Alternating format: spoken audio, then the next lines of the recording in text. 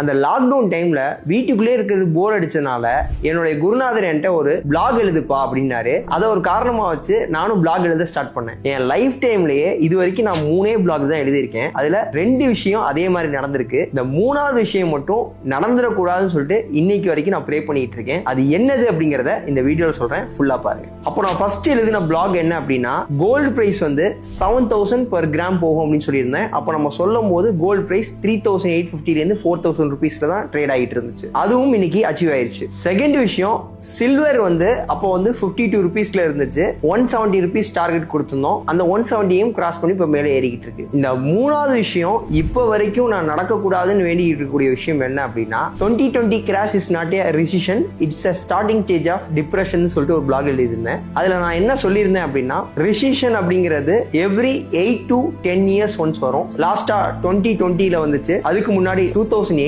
வந்துச்சு, அதுக்கு முன்னாடி 2001ல வந்துச்சு, அதுக்கு முன்னாடி 1992ல வந்துச்சு. So every 8 to 10 years once ஒரு ரிசிஷன் வரும். இந்த ரிசிஷன் எதனால நடக்குதுன்னா, ஷார்ட் டேர்ம் டெப்ட் சைக்கிள் அப்படிங்கிற ஒரு காரணத்தினால தான் நடக்குது அப்படின்னு சொல்றது அந்த பிளாக்ல சொல்லியிருந்தோம். அதே மாதிரி இந்த லாங் டேர்ம் டெப்ட் சைக்கிள்னு சொல்லக்கூடிய விஷயம் வந்து பாத்தீங்கன்னா 75ல இருந்து 100 வருஷத்துக்கு ஒரு தடவை நடந்திருக்கு அப்படிங்கறத அந்த பிளாக்ல மென்ஷன் பண்ணியிருந்தோம். லாஸ்டா நடந்த அந்த லாங் டேர்ம் டெப்ட் சைக்கிள் என்னன்னு பாத்தீங்கன்னா 1929 கிரேட் டிப்ரெஷன் சொல்லக்கூடிய அந்த மேஜர் கிரைசிஸ் தான் வந்து பாத்தீங்கன்னா அந்த லாங் டேர்ம் டெப்ட் சைக்கிள். அந்த 1929க்கு முன்னாடி பாத்தீங்கன்னா 1800 லைன் நடந்திருக்கு, 1700 லைன் நடந்திருக்கு. இந்த மாதிரி லாங் டேர்ம் டெப்ட் சைக்கிள். அப்போ 1929க்கு அப்புறம் 100 இயர்ஸ்ல நடக்கக்கூடிய ஒரு விஷயம் பாத்தீங்கன்னா 2029 2030ல மிகப்பெரிய ஒரு பினான்சியல் கிரைசிஸ் வரும் அப்படிங்கறத அந்த பிளாக்ல மென்ஷன் பண்ணியிருக்கோம். அப்படி ஒரு விஷயம் மட்டும் வந்துச்சுன்னா கிட்டத்தட்ட 90+ கண்ட்ரீஸ் வந்து டிஃபால்ட் ஆகிறதுக்கு நிறைய வாய்ப்பு இருக்கு. எனக்கு எழுதும் போது தெரியல, இப்ப நான் ஃபீல் பண்ணிட்டு இருக்கேன் அது மட்டும் நடந்துடக்கூடாது. அந்த பிளாக பத்தி தெரிஞ்சுக்கணும்னா